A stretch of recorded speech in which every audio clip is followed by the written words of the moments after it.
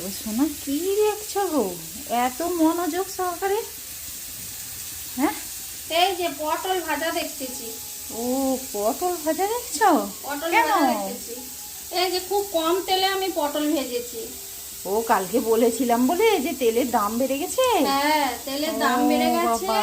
আর শুধু তাই নয়, হচ্ছে তেল খাওয়াও তো ঠিক নয়, সেই জন্য তেল কম করে দিয়ে আমি পটল ভাজা করছি। কেন, কি করে বলো তো?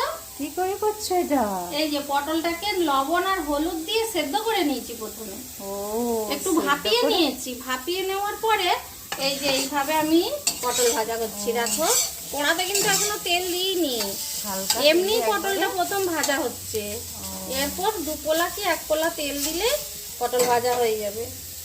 এইভাবে আমি পটলটা ভাজা করছি, দেখো তোমার পছন্দ হয় কিনা। না না, ভালো ভালো, কম তেল খরচ করা ভালো। আর খাওয়াও তো ভালো, কম খাওয়াও ভালো, খরচ করাও কম হ্যাঁ, ভালো, স্বাস্থ্যের জন্য তো কম, সবেতেই ভালো।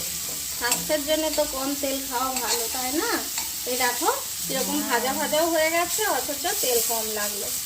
ওটাই ঠিক আছে। ওই যে এইদিকে যে পোল ছাতা ভাজা হচ্ছে। খড় করতে গিয়ে যে পোল ছাতাটা হয়েছিল, সরিষাটা সেটি খেতে লাগে।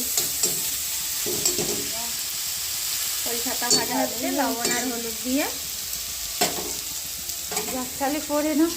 পটল ভাজাটা ভালো হয়েছে তো? হ্যাঁ ভালো হয়েছে, একটা খেয়ে দেখো। খাবে, খাও। একটা খেয়ে দেখি। হ্যাঁ খেয়ে দেখো কম তেলে কেমন হচ্ছে। দূরে হাত করো।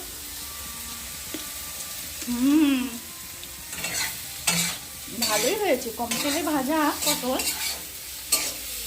আবার নরম হয়ে গেছে। নরম, আবার খেতেও ভালো। বেশি তেল দিয়ে খাওয়া তো উচিত নয়। যারা তেল খেতে চায় না তারা কিন্তু এইভাবে রান্না করতে পারবে, তাই নয়? পটলকে লবণ হলুদ দিয়ে ভাপিয়ে নিয়ে তারপর অল্প তেলে ভাজা করে নিলেই হয়। সেটাই ভালো। ভালো হয়েছে? খুব ভালো লাগবে। আর একটা খেয়ে নি, ভালো খাও। লাগবে। অনেক পটল।